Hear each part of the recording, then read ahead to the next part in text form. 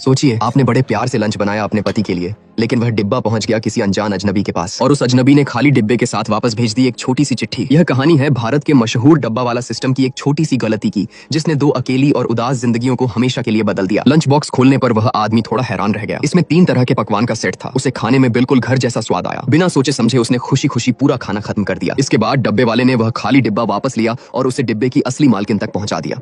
जब उस औरत को वह खाली डिब्बा वापस मिला तो वह बहुत खुश हुई। ऐसा लग रहा था जैसे खाने का पूरा खत्म हो जाना ही उसके लिए अपने पति की तरफ से मंजूरी हो। वह तो खिड़की के पास जाकर ऊपर वाली आंटी को भी गर्व से दिखाने लगी कि आज उसके पति ने सारा खाना पूरा खत्म कर दिया। उस वक्त उसे बिल्कुल भी अंदाजा नहीं था कि उसके द्वारा तैयार किया गया लंच दरअसल एक अनजान आदमी ने खाया था। भारत के इस अनोखे डिलीवरी सिस्टम की तारीफ हार्वर्ड के प्रोफेसर भी कर चुके हैं। डब्बा वाले ग्राहकों के घर से लंच उठाते हैं और फिर रास्ते में कई तरह के ट्रांसपोर्ट बदलते हैं। पहले साइकिल, फिर ट्रेन और आखिर में पैदल एक छोटी कार्ट से धक्का देकर उसे सही जगह तक पहुंचाते हैं। इस मुश्किल प्रोसेस और हर मौसम में काम करने के उनके जज्बे के बावजूद गलती होने की गुंजाइश न के बराबर होती है। लेकिन किस्मत से एनी का लंच बॉक्स ही गलती से गलत पते पर पहुंच गया। एनी को लगा कि उसका पति जो कभी उससे ठीक से बात नहीं करता था, शायद इस खाने की वजह से थोड़ा पिघल जाएगा। इसलिए शाम को उसने खास तैयारी की और अच्छे से सज धज कर बड़े उत्साह से अपने पति के घर आने का इंतजार करने लगी। लेकिन पति ने घर आकर उसकी तरफ एक नजर तक नहीं देखा। एनी की सारी उम्मीदें एक बार फिर टूट गईं। उसने हिम्मत करके धीरे से पूछा, लंच कैसा लगा? अच्छा था।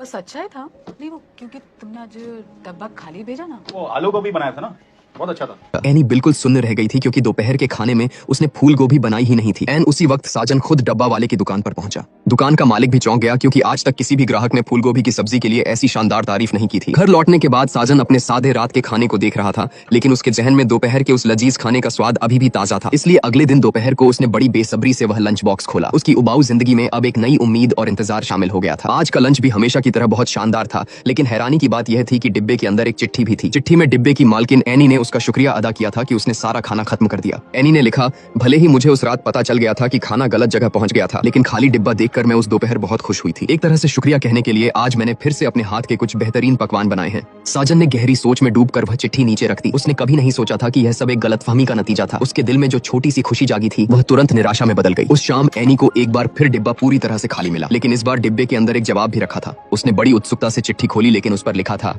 आज खाने में नमक बहुत ज्यादा था। एनी गुस्से में भर गई और शिकायत करने ऊपर वाली आंटी के पास चली गई। आंटी ने उसकी बात सुनकर तुरंत ऊपर से बहुत तीखी मिर्चों की एक टोकरी नीचे लटकाई और एनी से कहा कि वह उस आदमी को सबक सिखाए। अगले दिन दोपहर में साजन को एनी का लंच बॉक्स मिला। उसने उसे सब तरफ पलटकर देखा, लेकिन कोई चिट्ठी नहीं मिली।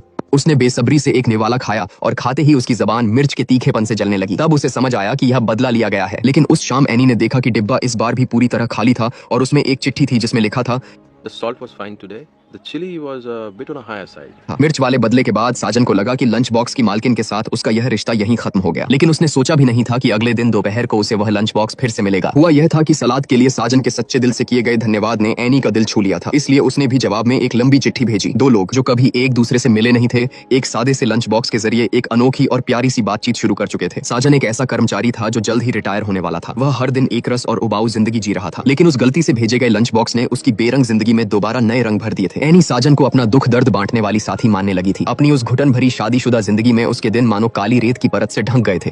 हर सुबह और शाम अपने साथ एक अनकहा दर्द लेकर आती थी। उसकी आत्मा एक बंजर रेगिस्तान में फंसी हुई सी महसूस करती थी, जो पानी के एक साफ झरने की घूंट के लिए तरस रही हो। साजन का उसकी जिंदगी में आना उस उदास रात के आसमान में एक चमकते तारे की तरह था, जो अपने साथ उम्मीद की एक अनजानी रोशनी ले आया था। अनजाने में ही वे दोनों एक दूसरे के लिए जाने पहचाने अजनबी बन गए थे। साजन ने एनी को सलाह दी कि वह अपने पति के साथ एक और बच्चा पैदा करने की कोशिश करे। आखिरकार सब यही कहते हैं कि बच्चे माता पिता के रिश्ते में एक जुड़ाव का काम करते हैं।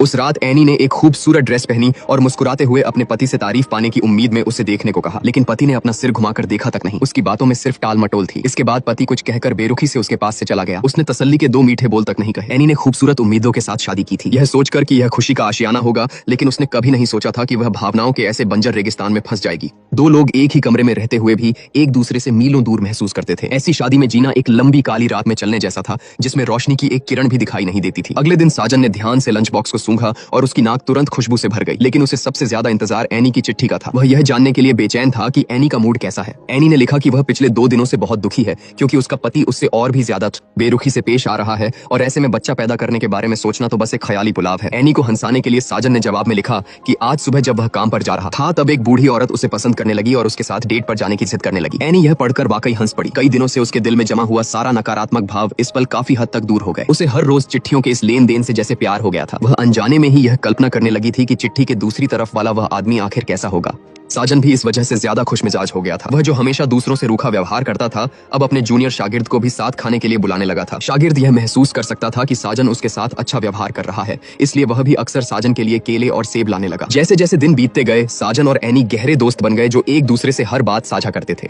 एनी भी अक्सर साजन की सेहत की चिंता करती थी और उसने उसे जल्द से जल्द सिगरेट छोड़ने के लिए भी कहा, क्योंकि एनी के पिता को इसी वजह से फेफड़ों का कैंसर हुआ था और वे अब हर दिन बहुत तकलीफ में रहते हैं। साजन ने एनी की हर बात को बहुत गंभीरता से लिया और तुरंत सिगरेट छोड़ने की कोशिश शुरू कर दी। लेकिन दूसरी तरफ एनी को अपने पति के कपड़े धोते समय उन पर किसी दूसरी औरत के परफ्यूम की महक आई। पति के इतने दिनों के बेरुखेपन का कारण इस पल मानो पूरी तरह साफ हो गया था। उसने रोना धोना या हंगामा नहीं किया, बल्कि अपनी आदत के मुताबिक इस बारे में साजन को लिख दिया। उसने लिखा कि बिना प्यार की शादी एक अंधेरी कब्र जैसी होती है। एनी सब कुछ छोड़कर यहाँ से दूर भूटान नाम की जगह पर जाना चाहती है और एक नई शुरुआत करना चाहती है। शाम को उसे साजन का जवाबी खत मिला। चिट्ठी में साजन ने पूछा था कि क्या एनी उसे भी अपने साथ ले जा सकती है। यह पढ़कर एनी का दिल पूरी तरह उलझन में पड़ गया। उसने जवाब में लिखा कि हम एक साथ भूटान कैसे जा सकते हैं? मुझे आपका नाम भी नहीं पता। वे दोनों एक दूसरे के लिए जाने पहचाने भी थे और अजनबी भी। साजन ने जब देखा कि एनी ने सीधे सीधे मना नहीं किया है तो वह मन ही मन बहुत खुश हुआ। उसने जल्दी से एक चिट्ठी लिखी जिसमें अपना परिचय दिया और एनी से पूछा कि क्या वे एक बार मिल सकते हैं। अगले दिन साजन ने बेसब्री से चिट्ठी खोली। मुझे लगता है अब हमें मिल लेना चाहिए। वो कूलर कैफे पता है?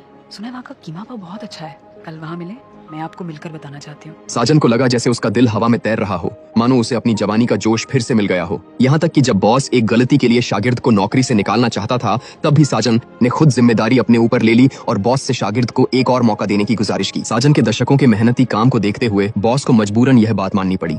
शागिर्द साजन का बहुत आभारी हुआ और उसने साजन को एक बड़े भाई के तौर पर अपनी शादी में भी बुलाया। एनी के जीवन में आने से साजन को प्यार करने और प्यार पाने की काबिलियत मिल गई थी। जिंदगी ज्यादा खूबसूरत और दिलचस्प लगने लगी थी। एक दिन सुबह साजन आईने के सामने ध्यान से खुद को तैयार कर रहा था, क्योंकि आज वह अपनी मनपसंद औरत से मिलने वाला था और वह बिल्कुल भी बुरा इंप्रेशन नहीं छोड़ना चाहता था। जब उसने देखा कि उसकी दाढ़ी बढ़ी हुई है तो वह उसे ठीक करने के लिए बाथरूम गया। लेकिन तभी अचानक एक जानी पहचानी बुजुर्गों वाली गंध उसकी नाक में आई, जिससे वह बहुत हैरान हो गया। बस में सफर करते समय एक नौजवान ने उसे अंकल कहकर बुलाया और इज्जत देते हुए उसे अपनी सीट दे दी। दफ्तर में काम करते समय वह यह याद नहीं कर पा रहा था कि वह अभी अभी क्या कहना चाहता था। इन तजुर्बों से उसका दिल बहुत बैठ गया। काम खत्म होने के बाद साजन हिम्मत करके कैफे गया, लेकिन वह दूर ही अकेला खड़ा रहा। एनी के पास जाने की हिम्मत नहीं जुटा पाया। एनी तय की हुई जगह पर बेसब्री से इंतजार करती रही, लेकिन वह साजन का इंतजार ही करती रह गई, पर साजन नहीं आया। उम्मीद जितनी बड़ी होती है, निराशा की चोट भी उतनी ही गहरी होती है। यह निराशा एक ठंडे बर्फीले तूफान की तरह थी जिसने एनी के दिल की आग को बुझा दिया। उसकी दुनिया एक बार फिर बेरंग और अंधेरी हो गई। अगले दिन दोपहर को साजन को सिर्फ एक खाली लंच बॉक्स मिला, जो शायद एनी की नाराजगी जाहिर कर रहा था।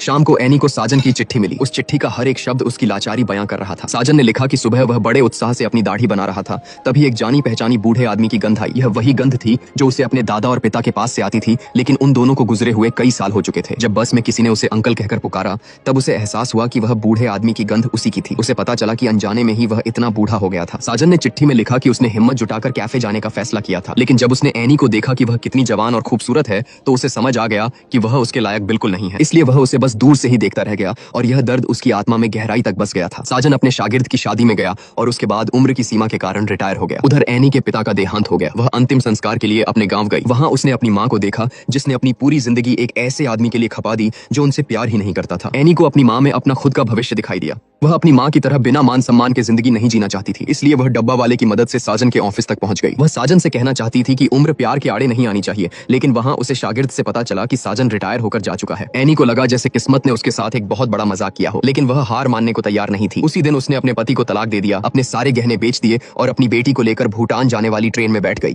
ठीक उसी समय साजन अपने गांव वापस जाने वाली ट्रेन में एक बुजुर्ग आदमी से मिला। उसने उस आदमी को अपने दिल का दर्द बताया। बुजुर्ग आदमी ने कहा, मैं इतना बूढ़ा होकर भी प्यार की तलाश कर रहा हूँ, तुम किस बात से डर रहे हो? साजन को लगा जैसे उसके दिमाग में जोर से बिजली कड़की हो और वह बिजली धीरे धीरे एनी की छवि में बदल गई। इसलिए वह अपनी पिछली गलतियों को सुधारने के लिए तुरंत वापस गया। लेकिन आखिर में उसे एनी के घर पर सिर्फ एक अलविदा कहने वाली चिट्ठी मिली। चिट्ठी में एनी ने लिखा था कि वह भूटान में अपनी नई जिंदगी के लिए बहुत उत्साहित है। आखिर में साजन अब भूटान जाने वाली ट्रेन में बैठा है। वह नहीं जानता कि आगे क्या होगा, लेकिन जिस औरत से वह प्यार करता है उसके साथ रहने के लिए उसने इस बार पूरी तरह से पागल बनने का फैसला कर लिया था। गलती से भेजा गया वह लंच बॉक्स एक बेहतरीन दोपहर का खाना तो लाया ही, लेकिन साथ ही रिटायर होने वाले साजन के लिए एक नई ताजगी और उम्मीद भी ले आया। यह उसके काम के बचे हुए गिने चुने दिनों में सबसे बड़ा तोहफा था। शायद वे मिल पाते हैं या नहीं, यह बात अब उतनी जरूरी नहीं रही। जरूरी यह है कि उन दोनों की जिंदगी एक नई उम्मीद के साथ फिर से जी उठी है। उनके पास एक नई चाहत और लड़ने का जज्बा आ गया है। चाहे कुछ भी हो, वे अब एक अलग तरह की जिंदगी की तलाश करेंगे। इस फिल्म ने हमें एक ओपन एंडिंग दी है, यानी अंत हमारे ऊपर छोड़ दिया है। क्या साजन और एनी आखिर में भूटान में मिल पाए होंगे? और अगर मिले तो उनकी कहानी आगे कैसी रही होगी? अपनी परफेक्ट एंडिंग कमेंट्स में जरूर बताइए।